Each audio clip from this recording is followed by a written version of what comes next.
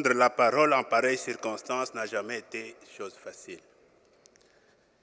Cela est encore plus difficile pour moi aujourd'hui car je suis finalement obligé de me rendre à l'évidence.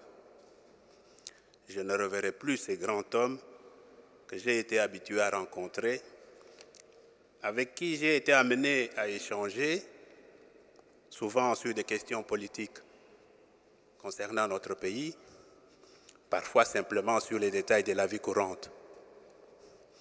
Oui, je ne reverrai plus jamais ce personnage qui était pour moi un grand maître.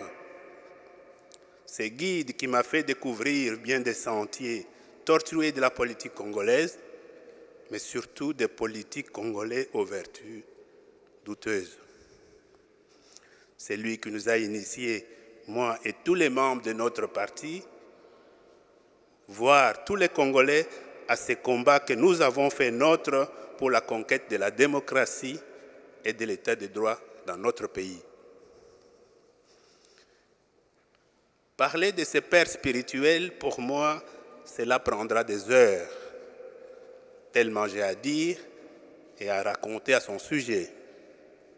C'est pourquoi je me contenterai pour le temps qui m'est imparti de ne parler que de son œuvre, de sa vision politique, de l'héritage qu'il nous laisse et de ce que l'on peut en tirer pour le devenir du combat qu'il nous lègue, ce combat que le peuple congolais tout entier devra mener pour sa libération définitive de l'emprise des dictateurs.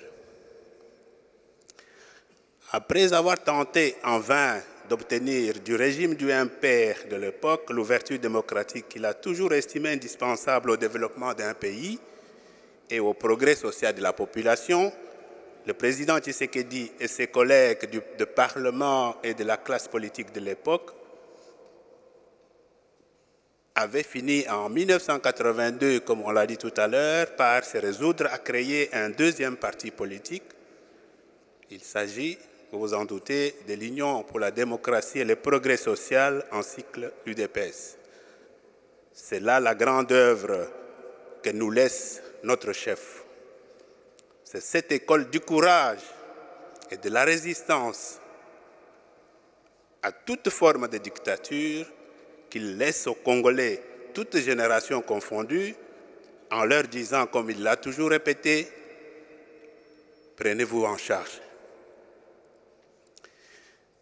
Depuis le début de son combat politique, qu'il a toujours voulu non violent et combat d'idées, mon président a consacré toutes ses énergies autour de trois objectifs principaux qu'il estimait à la base du développement de tout peuple.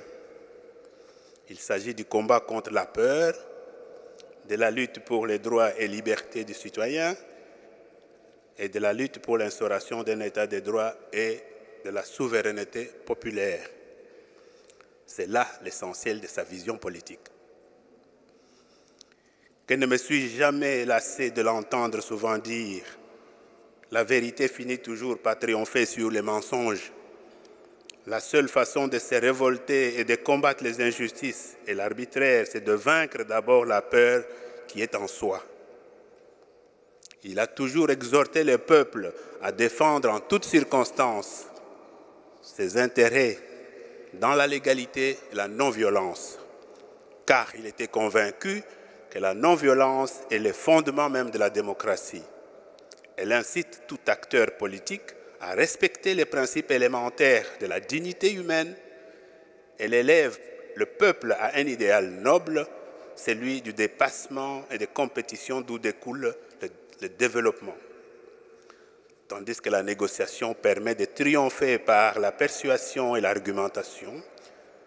Si un homme est politiquement et culturellement conscient et responsable, estimé mon président, et s'il peut s'associer à d'autres hommes pour faire entendre sa voix dans la non-violence, il aura accompli sa mission en tant que citoyen de son pays.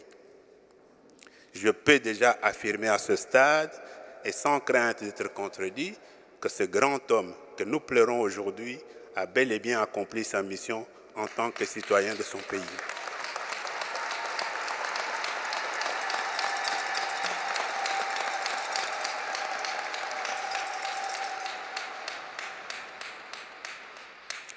Le président Tshisekedi nous a instamment demandé d'arracher les libertés fondamentales qu'il considère comme essentielles et inaliénables et dont le respect constitue le préalable à toute démarche démocratique.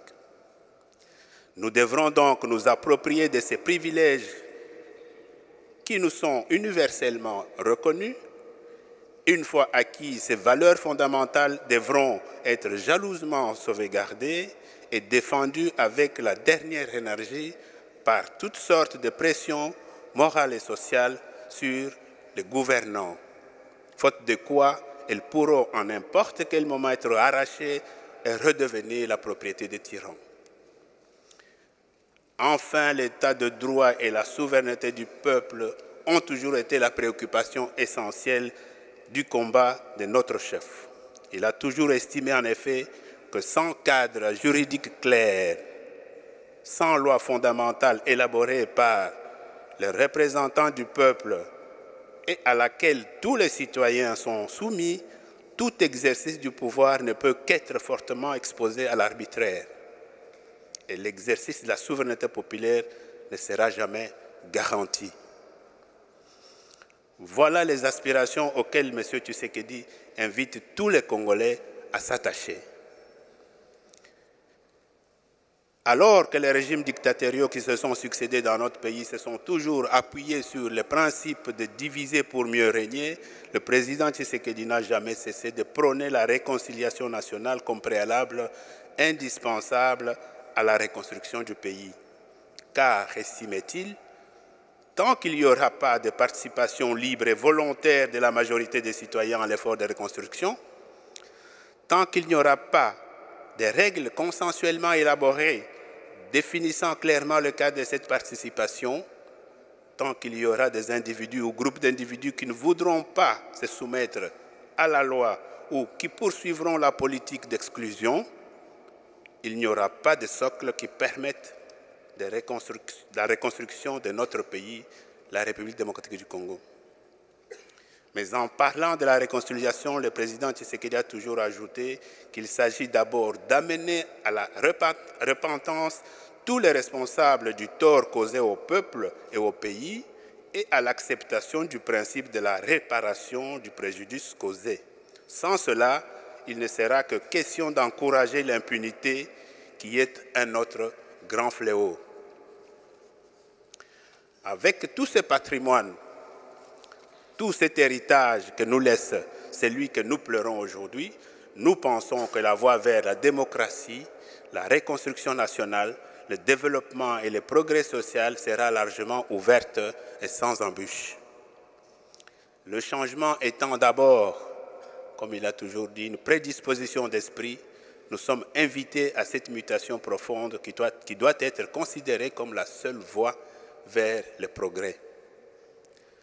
Dans sa quête de solutions négociées à l'interminable crise dans notre pays, et comme il l'avait déjà fait lors de la conférence nationale souveraine ou lors du dialogue intercongolais de Sun City, en Afrique du Sud, le président Tshisekedi a une fois encore réussi en décembre dernier à sauver le dialogue national et à amener les parties prenantes à signer le 31 décembre 2016 un accord aujourd'hui appelé Accord politique global inclusif du Centre interdiocésain de Kinshasa.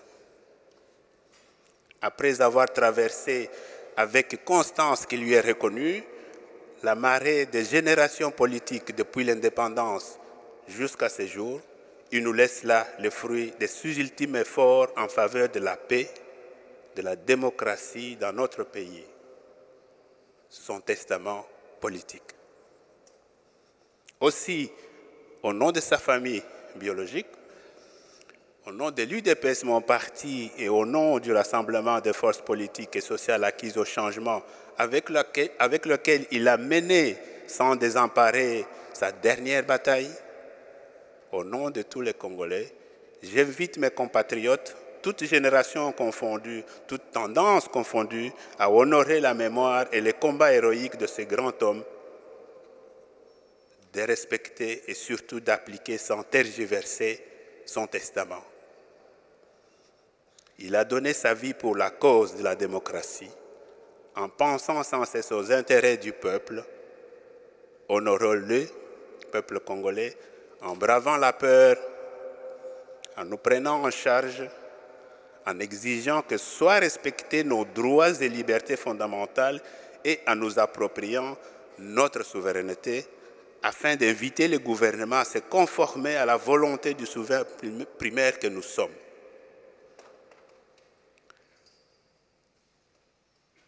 Pour terminer, je vais répéter cette phrase magique. Il est grand temps que nous nous prenions en charge. Je vous remercie.